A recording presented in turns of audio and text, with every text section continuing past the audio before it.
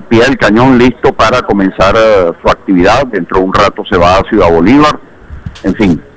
Y bueno, como lo tenemos con nosotros, vamos directo al grano. Uh-huh. Es preocupante la situación, diputado, del diálogo, ¿verdad? Porque el gobierno, luego de haberse comprometido a unas primeras cosas, prácticamente no ha cumplido con nada. Mientras que la Mesa de la Unidad sí lo ha hecho. Se sigue desconociendo a la Asamblea Nacional, no se han liberado los presos políticos y no se ha avanzado en lo que sería, a final de cuentas, lo esencial, una solución electoral pacífica y constitucional. ¿Qué nos puede contar de esto? Bueno, muchísimas gracias por el contacto. Sí, efectivamente, ya ayer la Mesa de la Unidad produjo una declaración pública muy detallada, muy serena, además muy reflexiva, informándole a la opinión pública que ha venido siguiendo con atención, no exenta de preocupación, este proceso del diálogo, cuál ha sido nuestra posición en las reuniones que hasta ahora se han hecho y en las que se ha anunciado para el próximo 6 de diciembre. Todo cuanto inicialmente se acordó que debería ser cumplido por ambas partes, de la nuestra hemos cumplido con todas las exigencias. El gobierno no ha cumplido con ninguna, ni en materia de fijación de una eventual salida electoral, incluyendo referéndum revocatorio o elecciones anticipadas, el caso de los diputados de Amazonas y las correspondientes sentencias de la sala electoral, el problema de la crisis alimentaria y de la crisis de medicina, el tema de los presos políticos, etcétera, etcétera. Bueno, para nuestro estupor, el gobierno ha dicho por boca de sus voceros más calificados, entre uno de los voceros más calificados, que nosotros no habíamos planteado ninguno de estos temas. Bueno, es tan falsa esa afirmación como que lo que podríamos decir sencillamente es que allí hay 4 mesas de trabajo. ¿Y para qué son las mesas de trabajo? Sino para que cada uno de los sectores planteara lo que bien tuviera. Nosotros hicimos nuestro planteamiento. Se incorporaron los diputados de Amazonas, se hizo la notificación a la sala electoral, que ahora quiere poner una serie de requisitos más para poder dictar la sentencia, etcétera, etcétera. Bueno, nuestra impresión es que el gobierno, con esta cerrazón, con este no cumplir, lo que quiere es que el diálogo no avance y que nos paremos de la mesa.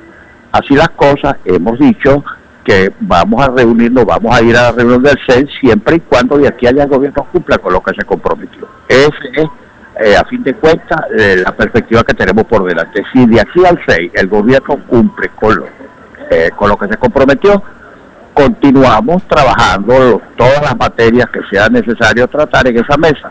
Si el gobierno no cumple, bueno, no tenemos por qué continuar las conversaciones con un interlocutor tramposo. Ahora, un detalle importante, ¿cómo ha sido o cómo es en este momento la actitud de los mediadores internacionales? Por un lado la gente del Vaticano, por el otro lado los 3 expresidentes. Frente a eso, porque esos convenios se hicieron con ellos.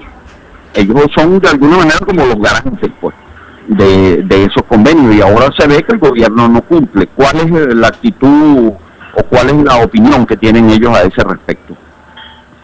Bueno, fíjate, esto, bueno, no había salido en los medios de comunicación ni se había informado a la opinión pública. Yo ayer en la mañana, a solicitud del nuncio, el monseñor Aldo Giordano, mantuve en la nunciatura una larga reunión con él. Él quería tener por parte mía mi versión del diálogo, de cómo marchaban las cosas y qué perspectivas le veía.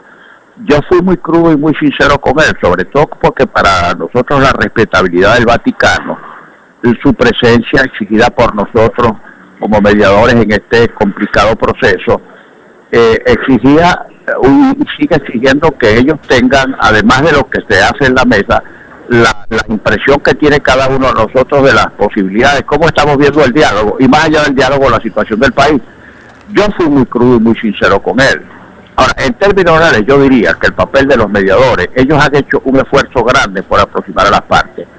Y es bueno decirle la opinión para quienes desconfían o han hecho críticas muy fuertes a los mediadores, a Zapatero, a Martín Torrijos y a Leonel Fernández, que los mediadores, mira, no deciden ni día ni hora de la reunión, ni los temas que se van a plantear, ni son jueces para decir este tiene la razón y el otro no la tiene.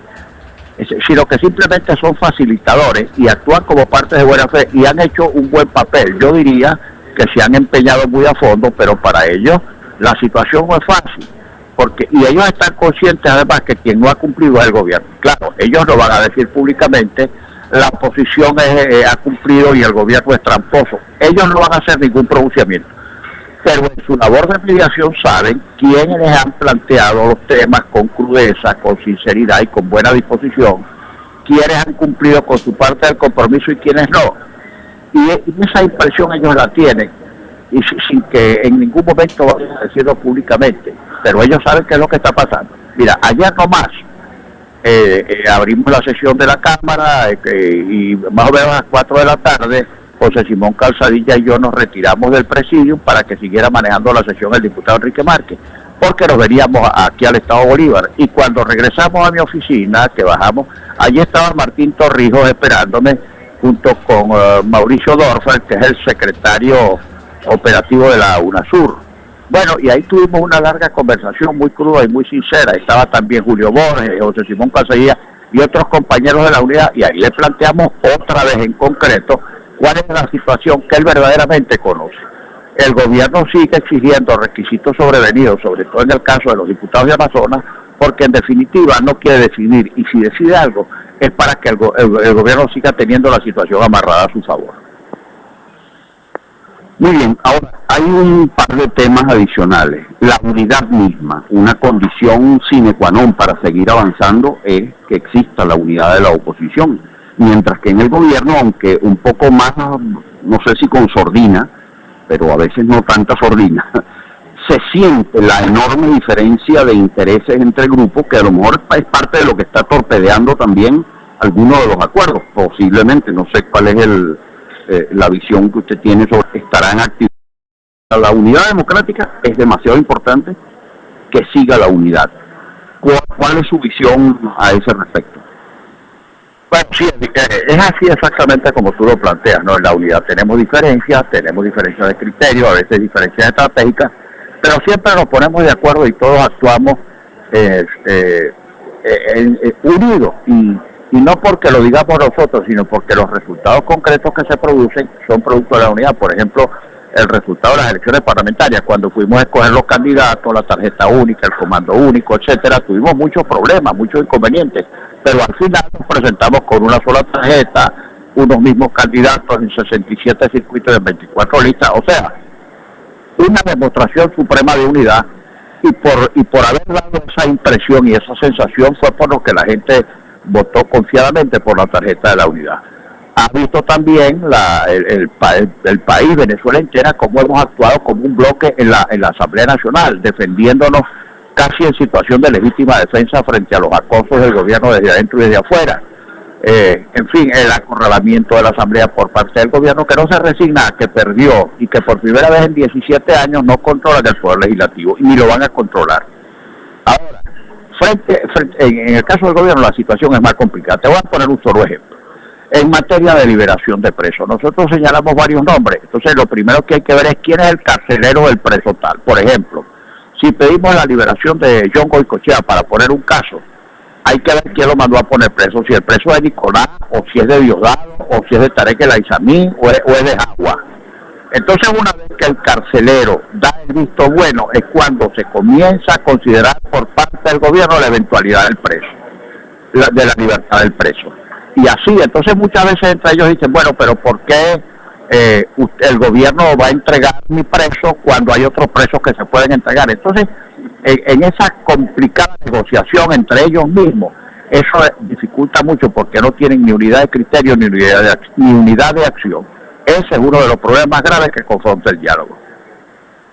Finalmente, muchos pensamos que el momento en que se pueda producir una cierta fractura en alguno de los factores del oficialismo va a facilitar que haya una transición. ¿Usted percibe que hay posibilidad de que en algún momento haya gente que diga no voy a seguir pagando el alto costo político de todos estos atropellos? Bueno, mira, la verdad es que predecir lo que va a pasar en Venezuela en este momento en nuestro país en materia política o económico-social ver hacia el futuro es un poco ver hacia la oscuridad, porque la situación es demasiado complicada.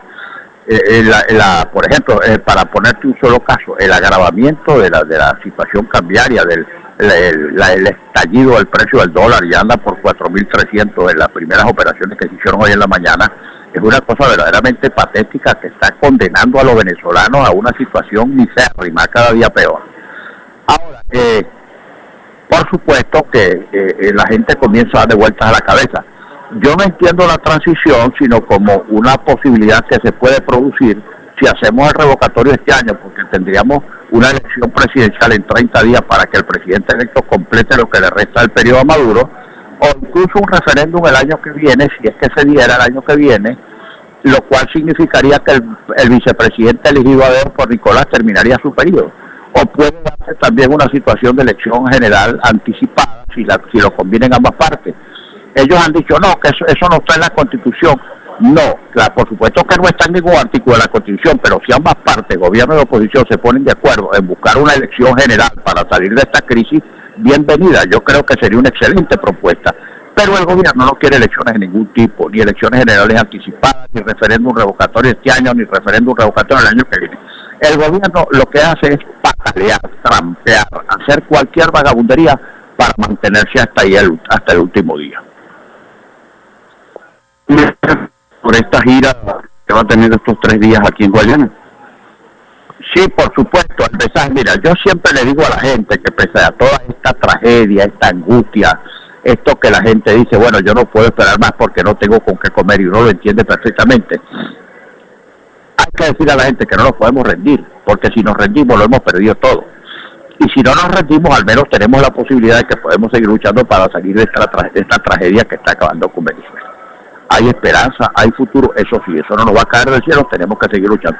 Estos procesos son así de complicados y hay que tener mucha fuerza, mucha entereza y mucha resistencia y permanecer unidos frente a una tragedia a la que solamente podemos vencer si permanecemos unidos. Muy bien, muchísimas gracias pues al diputado Henry Ramos Alú, presidente de la Asamblea Nacional, que ya va a incorporarse a una rueda de prensa que tiene en algunos momentos, de ahí va a Ciudad Bolívar. Mañana estará en actividades aquí en Puerto Ordaz, hay un meeting en el sector de La Churrata, un foro con estudiantes universitarios también. Bueno, ya lo habíamos informado, pero daremos más detalles en un rato. Muchísimas gracias, diputado, y bienvenido a Guayana.